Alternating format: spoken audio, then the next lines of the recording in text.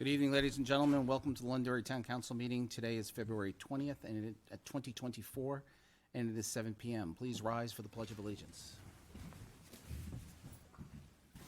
I pledge allegiance to the flag of the United States of America and to the republic for which it stands, one nation, under God, indivisible, with liberty and justice for all. Ladies and gentlemen, please remain standing. Londonderry provided mutual aid this morning to a home fire in Litchfield. We don't know who the person is who passed in that fire yet, but let's please pray for their family and for the tragic time that they're having.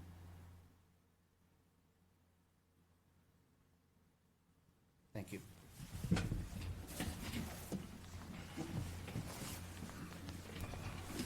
All right, ladies and gentlemen, quick reminder here on public comment. Public comment is 5 minutes. It is the following conduct is prohibited at public comment. Use of profanity or vulgar language or gestures, language which is likely to lead to a disturbance or disorder because it insults or demeans any person for which it will be directed at a public official or employee and is not related to his or her official duties.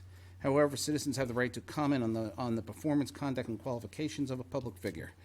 Interrupting other speakers and engaging in behavior that disrupts the meeting, including and not limited to applause, cheers, and jeers. Engaging in behavior that threatens or intimidates others.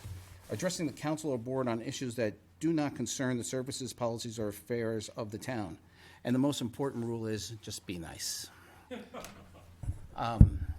Larry, you had asked if you could address the council on behalf of the Arts Council? Yes. My name is Larry Casey. I live at 35 Forest Street here in Londonderry, and I am the chairman of the Londonderry Arts Council. I just wanted to provide a quick update on what we're up to as we move into 2024. The last time I was here, the board, the town council approved our charge, which hadn't been updated in a while, and since that's been approved and put into place during our last meeting, all but one of our Arts Council members was sworn in. We appreciate the fact that we were able to do that as a group here in these chambers. The one individual that wasn't able to attend is going to get herself sworn in at the town hall before our next meeting, the second Thursday of March. During our last meeting, we also went through an election process with our board our leadership, and we still have one vote to take in March. We'll update the town website with the officer positions at that time. I wanted to give an update on some of the things that we're moving forward with for 2024, and also collaboration that we're undertaking with other departments here in town. So first and foremost, the planning and booking process for Concerts on the Common is underway. Steve Lee is working very hard to book all those dates. I think he has one left remaining, and what I recommended during our meeting was that Steve and Julie Lee and myself come to a meeting as soon as things are set in place, just to brief you on what the season will look like ahead. I think this is the fourth year in a row we've applied for and received a grant from the New Hampshire Arts Council, and this year they actually increased the grant amount from $5,100 to $5,400. So we received the check in January. That was dropped off with the finance department. We're starting our fundraising to past and future sponsors within the next couple of weeks to raise money for concerts. And just by way of breakdown, last year about 35% of our funding requirements came from the town, 20% from the state, and the rest came from local businesses. And so we're looking to build on that as we move forward. Our total attendance last year was 5,500 people attending the concerts, and when you break it down on the town's contribution to our funding requirements, that's less than $1.75 per attendee over the course of the season. So we're pleased to be able to deliver good value with the concerts we're producing. We've been working with the Leach Library on a number of initiatives. We've had a long-standing program called the Feature Artist Program. So if you go into the library, you'll see 9 easels there. We have artists come in every month to either display their work there or within a cabinet to the right of the reference desk. In March and April, we will have the winners of our youth art contest displaying their work if they would like to. This is something that we put together during COVID, where we were trying to create virtual art opportunities, and this was our fourth year with that, and our third year with that, doing very well with it. So they'll be on display as well. We were also asked by the library to get involved in a mural project that they want to undertake in the children's room. There's some wall space that they wanted to have painted with a mural that had a reading theme, and so they asked our involvement in terms of planning that, judging the work, and to split a small stipend that will be offered to the artist that's successful in that competition. And they have selected somebody, so they'll be moving forward with that. They also recently approached us to see if we would help them put on a special children's concert this summer. And so we're not going to cut into our typical Concert on the Common schedule, but we did agree that we would support them in producing a concert specifically for children on a Saturday afternoon in July. So Steve Lee is working with the library staff on pulling that together, and we'll split the cost of the entertainment for that event as well. We're also working with the Senior Affairs Coordinator, Ilona Arndt. We will be holding our fourth quarterly jam session at the Senior Center on March 3rd, called For the Love of Music. And what we do is we round up some fairly talented musicians to get together. We often have 10 or 12 musicians, and we've had 40 to 60 seniors show up for a Sunday afternoon of music. So that's coming up on March 3rd, and it's going to be a St. Patrick's Day theme. So I'm working very hard on learning Irish music right now. So the other thing that we're going to be doing is we're moving our 9th Annual Arts Cafe from one of the local churches to the Senior Center, because we think that's a great space for us to do that. But we're also trying to find ways that we can get more involved with other town departments and leverage what they're doing. So I think by having it there, we're going to attract a lot of seniors for that event. And that is basically a day of art and crafts on display for sale, and musicians performing acoustic music in a coffee house type environment. We've been doing that for 8 years now. This will be our 9th annual. So anyway, that's what we're doing. We'll be back probably sometime in March to update everybody on what's going on with Concerts on the Common. So thank you very much for your support, and appreciate the opportunity to share that with you. Thank you, Larry. Thanks, Larry. Thank Did you want to share something? It'd be a brief comment. I'd like to take this time to address the comments that were made at deliberative session on February 12th by our town manager. Since this time, I've spoken with over 25 local residents. All the residents, via phone, text, email, they're all very concerned about the comments that were made. Most of them say they were inappropriate and shouldn't have been addressed in a State of the Town address. I have not had an opportunity to address this yet with the town manager, but I want to let you all know that I will address it with him when he returns from his vacation. And I want to take this time to thank all of you for bringing it to my attention. And open dialogue and discussion makes us all better. So thank you guys for bringing it to my attention. Thank you. Anyone else for public comment?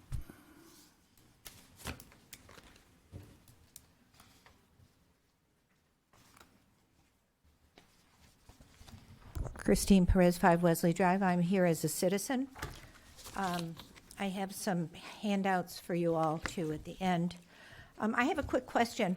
I got the Londonderry Town Lantern today, but only 16 warrant articles were in it. I wondered why the rest of them were not in it. It didn't include, I believe we have 22 warrant articles, but it only had 16. So I'm just wondering why the others were not put in there, unless I read it wrong. Okay. My guess is that she probably went to press before the deliberative session. It says here Articles 17 through 22 are citizens petitions warrant articles. For the full warrant article, please visit londonderrynh.gov/finance. So it probably, I'm guessing it probably went to press before you could Yeah. have it put on. Is that correct? It did not go to press before then. If for you your look in the honesty. descriptor up top, it says the town council sponsored warrant articles. Okay. These are the only ones that we felt comfortable explaining. And the point behind them, it's not the actual text of the warrant article, it's an explanation of the warrant article. Okay. And so that's why those are in there that way. All right, thank you. Unfortunately, that can be come across as reversed electioneering, but Well, we'll have to agree to disagree, so please proceed. I have to admit that I was taken back and somewhat offended by our town managers listening to the State of the Town address. I must also admit that many of his words sounded very familiar, so I looked and found that his battle for the soul of the town came directly from President Obama's speech on September 1st, 2022, when he spoke of the battle of the soul of the nation. I heard many references to ongoing events that are a wonderful part of our town, but occur every year. I heard many attacks on individuals and/or groups, and some praises of individuals that took more than half of his 15-minute and 35-second speech. I heard him express wants on specific warrant articles, and then went on for an attack on a community member, knowing full well, as he is a lawyer, that she cannot go after him with lawsuits. Now, let me update you on what a state of a city should include.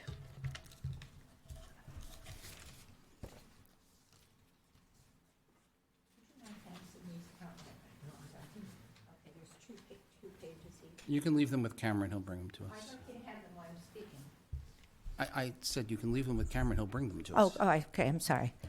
Now, let me update you what a state of a city should include. Budget revenues and spending priorities. What was the budget in 2023? Was it stable? Did we go over it? Did we go under it? What did we buy? Number 2, economic development, new businesses. New Balance, which was a huge thing that came to this town in 2023, was not even mentioned. How about local small business owners?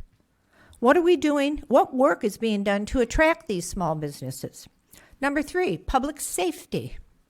Oh yeah, he did mention a poor intersection. New fire trucks, new fire chief, new police, new things for the, and I know it's not called DPW, but programs that departments have put into place.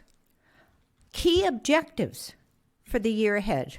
Water is not the only problem that we have in this town. There are other key objectives. A state of the town or state of the union or state of the city address is not a public forum to chastise and belittle people any more than being a town council member is. I hope you got one. I would like it to go directly to Mr. Malaguti. Thank you.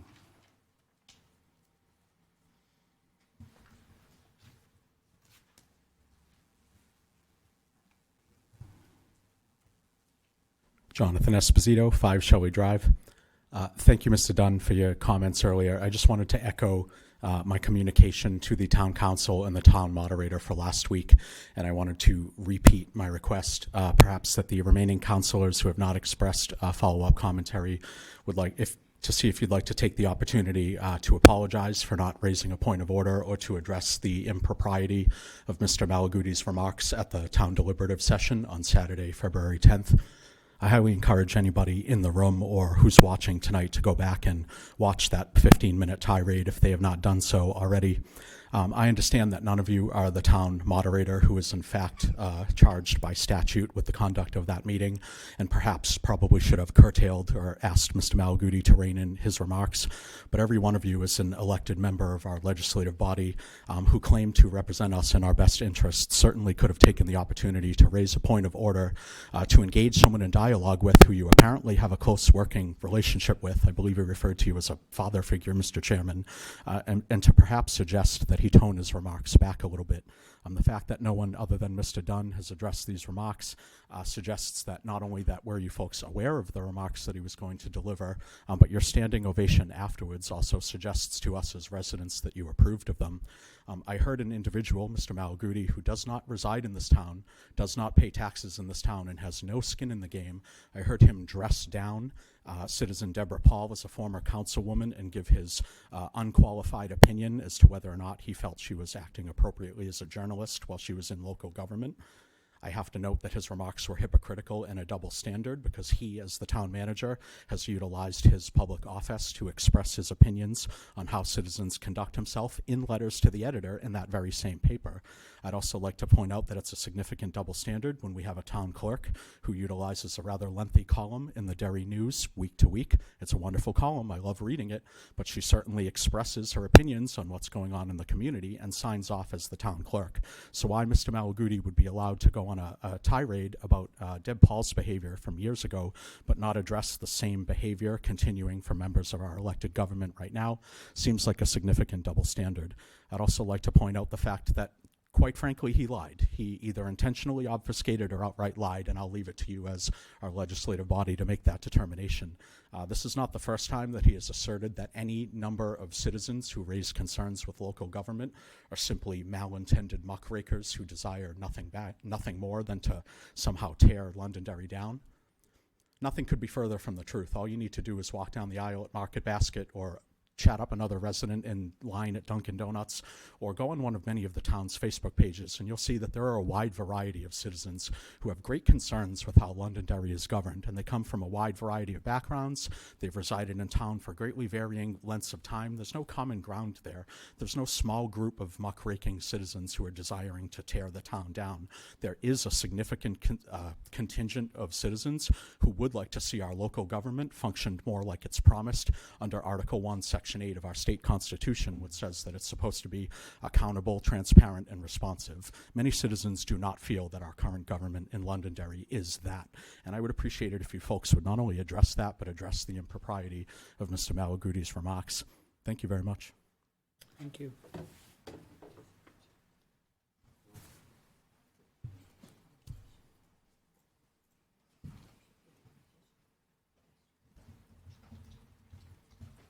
Glenn Douglas, 6 Overlook Ave. I just had a question. I'd sent this to the town manager 2 weeks ago, but I guess he chose not to respond. We have two people running for town clerk. Back 10 years ago, there was a warrant article to split. We had one town clerk tax collector position. We split it as a cost savings. The town clerk started at $37,000 a year, and now with the last annual report available online, we're just over $71,000. I asked the town manager how we set the compensation for the clerk, specifically because we have two people running. If for some reason another person takes position, how do we set their compensation? I know there's different ways in other towns, but because we are a town council form of government with a charter, there's always little twists. So I'd like to know how that's set. The other thing I would bring up is I really have a problem with the lantern only explaining the first 16. Everything should be put out there. The last one I'll bring up is Article 21, which created a lot of chatter online the other day. It was asked at the deliberative if there were any details exactly what that meant. The town moderator said, well, you're reading exactly what I'm reading. However, if you watch the YouTube video and you listen to the YouTube video, you can clearly hear that the town attorney was explaining a little bit more about Article 21 to both the moderator and I believe the chairman of the town council, but it was pointed out that there was no one to explain exactly what 21 means. So I just think that's, Thank you.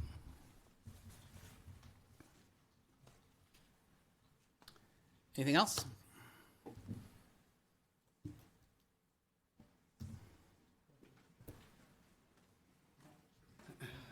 Tony DeFrancesco, 1 Cheshire Court.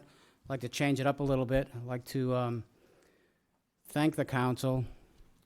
Some of you weren't sitting at the time, but quite a few years ago, we had a serious problem in Londonderry with the power going out on pretty much every cloudy day. And the town council, in its wisdom, mandated that the power company come in and have a visit with you. And in no uncertain terms, they were told, fix it. They actually came 3 different times, and all 3 times they were told, fix it. At the time, it was 2023, 2022. People should have reliable power. My observation is, and I want to thank you, because I believe that those meetings worked, because we've had many cloudy days this year, and the power hasn't gone out.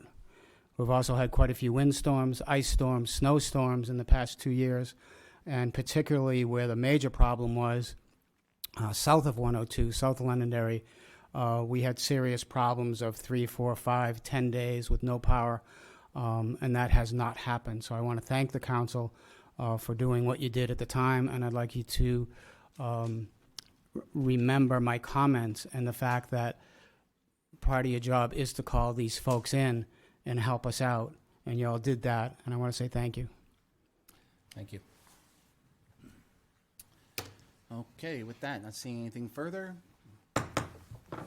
public comments closed. Anything further from the council before I move on? Okay, couple of quick things. One is I received a number of inquiries regarding these citizens petitions. I did not know about the Londonderry Lantern piece until just now.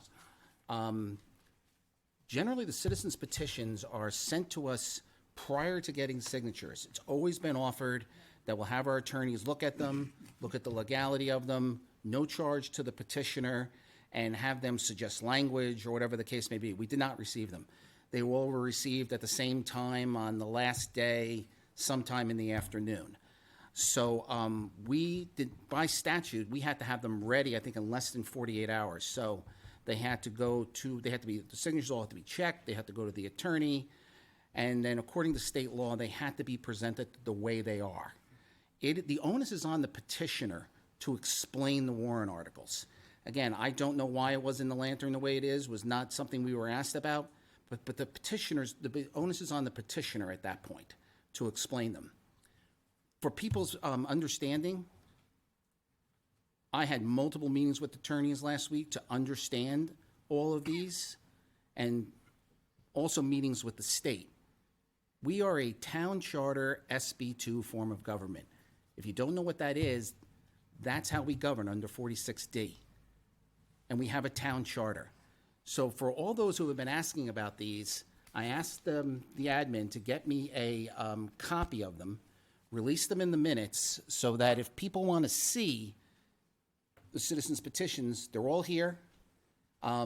Release them in the minutes. People can go out and they can look at them. Perhaps, I don't have enough knowledge to know what some of the intent was. Maybe some of the people who signed it can explain intent to people, but they're all here. Please release them to the public so that they can get informed in any way that they need to be informed. All right, with regards to, is there anything else before I move forward to the agenda? Okay. All right, we have a public hearing. May I have a motion to open the public hearing? So moved. Second?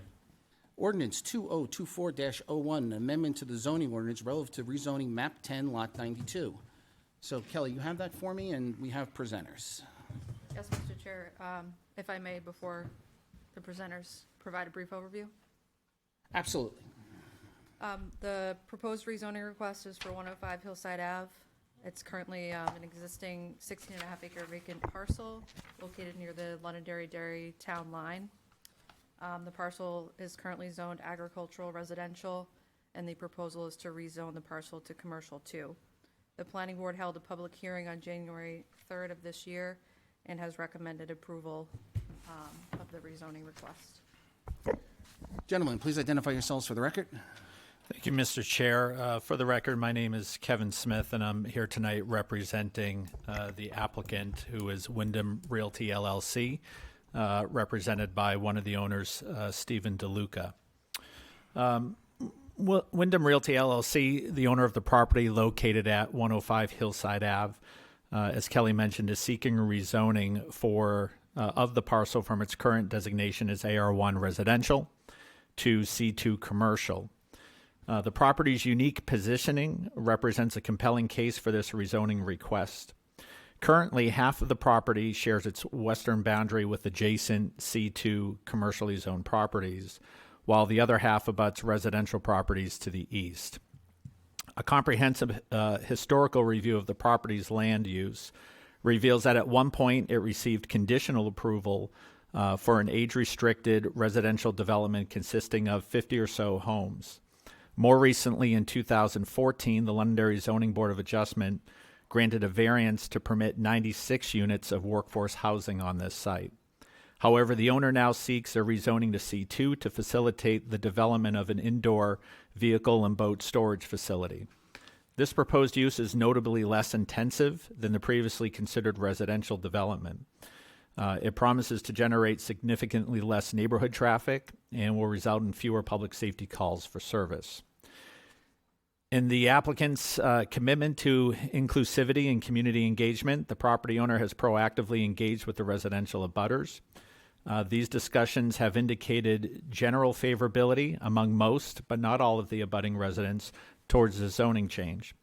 It is worth noting that the prospect of a high-density residential development is not appealing to most of the residents, and this proposed change aligns with the neighborhood's interests.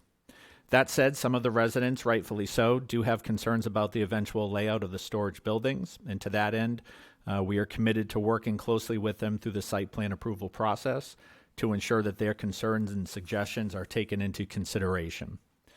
Moreover, the property owner has sought input from the town of Derry, and there have been no objections or concerns raised by the town regarding the proposed zoning change.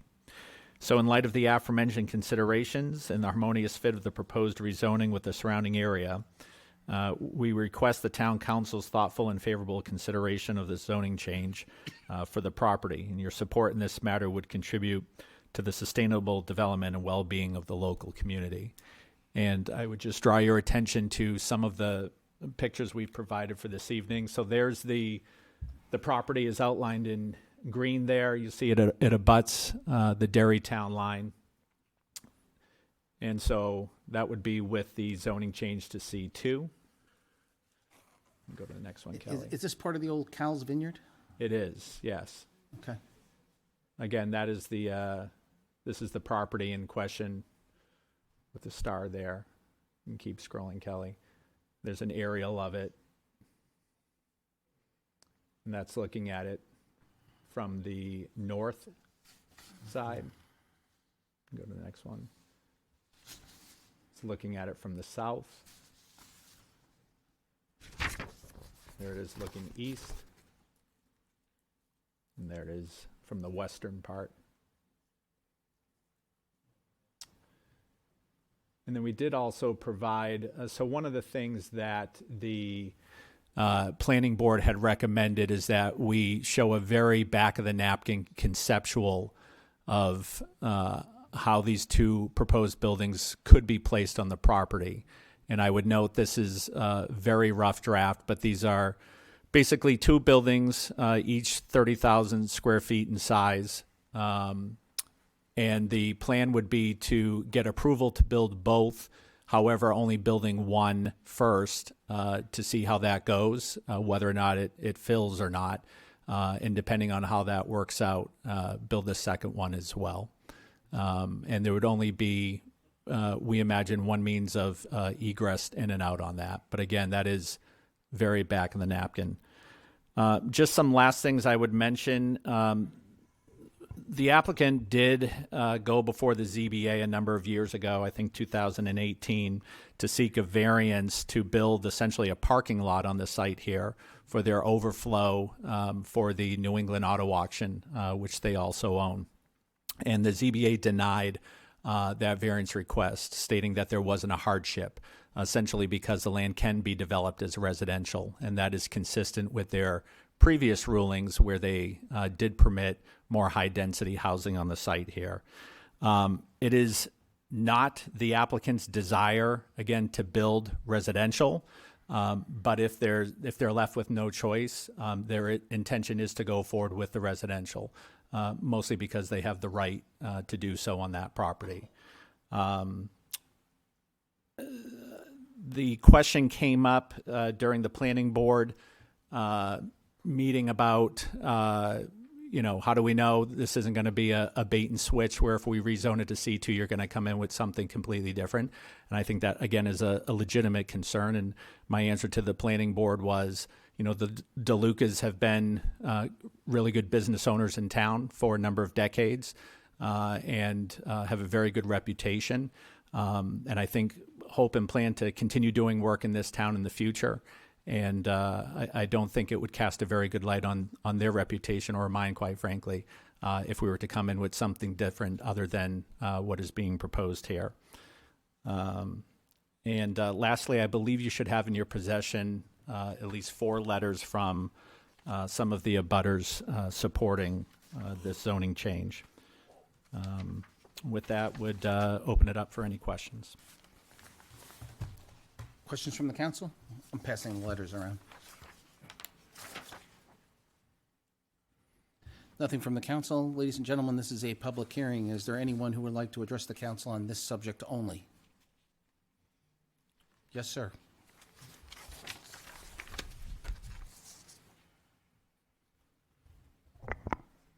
Hi, sir. Can I just have your name and address, please? Of course. Hank Vukovic, 23 Beacon Street, and we are I'm sorry.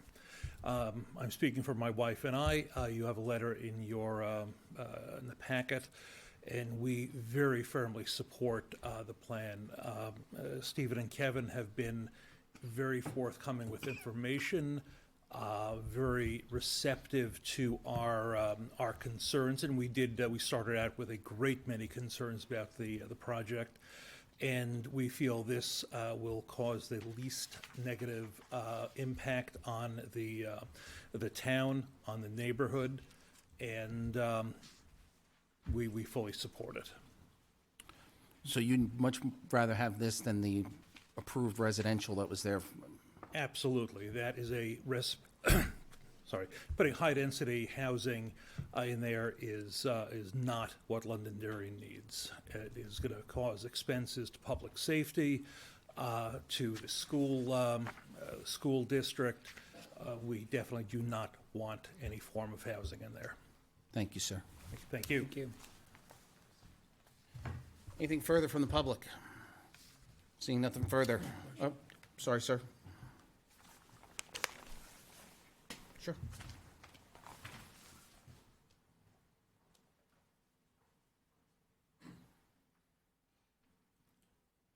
Hi, sir. Please name and address, please. John Wilson, Tranquil Drive. I am not against this at all. I don't live over there. I've only been down that street twice, maybe in my life. Okay. But one thing that I am sensitive to, you can drive around town, and if you take a quick look, you'll be sensitive to it. And that is, I'm sensitive to any time anybody builds anything that's the last lot next to a residential area. So it's really a question of that buffer zone, to make certain that the buffer zone is really a buffer zone, okay? A perfect example of that is when you go down Gilchrist Road and you look, east, where those new houses are built along the waterway, with the lake pond, whatever it is over there, and you see houses that effectively the backyards are facing the street, and there's a buffer zone there of 2 rows of trees. That's a perfect example of how not to do it. So I think in approving this, I think you should make certain that they end up with a good buffer zone that's going to stand the test of time. That's all. Thank you, sir. We appreciate your comments. I'm sure you will see to it that, I know there's some hilly terrain there that can be used, and that the planning board is rather stringent around buffer zones between residential, so let's make sure that that happens, yes. There is a required 50-foot buffer whenever C2 abuts AR1, so there will be a 50-foot no-cut. Yeah, and as I remember, there's a hill there and everything else too, so. Anything further? Yes, Jim? Yeah, with regards to the buffer zone, one of the gentlemen that wanted to put housing there, I had met some of the residents that abut it, and it's very important, that's a steep ledge, and it's very important, and they were making sure that that buffer zone was a buffer zone. And there was also a major concern about light. So those things, you know, I take your word for it, you've been in town a long time, let's make sure that that's taken care of, because if it's not, you're gonna hear from me. Make no bones about it. Now, for people that don't understand it, is this similar to the Vault Storage Center over in Merrimack? Yes. Okay. Anything further? Mr. Chair, I'd like to make a motion to adopt ordinance 2024-01. Second? All those in favor, signify by saying aye. Aye. Chair votes in the affirmative. Ordinance 2024-01 has been adopted. Thank you. Thank you. Take a motion to close the public hearing. So moved. Second? All those in favor, signify by saying aye. Aye. Chair votes in the affirmative. We have no new business, no old business. I need approval of the February 5th minutes as presented in our packet. So moved. Second? All those in favor, signify by saying aye. Aye. Chair votes in the affirmative. I need a motion to accept the resignation of Al Sypek from the planning board. So moved. Second? All those in favor, signify by saying aye. Aye. I need a motion to appoint Jason Knights as a full member of the planning board. So moved. Second? All those in favor, signify by saying aye. Aye. Jason, please see the clerk and be sworn in. What do we have for liaison reports? Anything? Nothing at this point. Nothing right now, as I have not been able to attend the last planning board meetings due to having recent back surgery. Alrighty, so Old Home Day planning should probably be starting up here pretty quickly. We're probably also looking at, if you heard today, there's some, the airport director has been busy getting new airlines. So there's a lot of new announcements coming out of the airport. Anything for the town manager report? Mr. Chair. All right, do we, let's see, anything further from the council? All right, so my understanding is this March 4th meeting, I think they've asked for it to be moved to 6 PM. I was asked about that, keep that on our radar. It says 7 PM here, but I think it's gonna get moved to 6 PM. We're gonna be over in the cafeteria. The state's gonna be here as part of the agenda to address a number of the questions about the water concerns and to answer some questions about the water article. So put that on your calendar and do keep in mind and watch for it. I believe it's gonna be changed to 6 PM. Anything else? Mr. Chair, I'd like to make a motion to adjourn. Second? All those in favor, signify by saying aye. Aye. Chair votes in the affirmative. We are adjourned.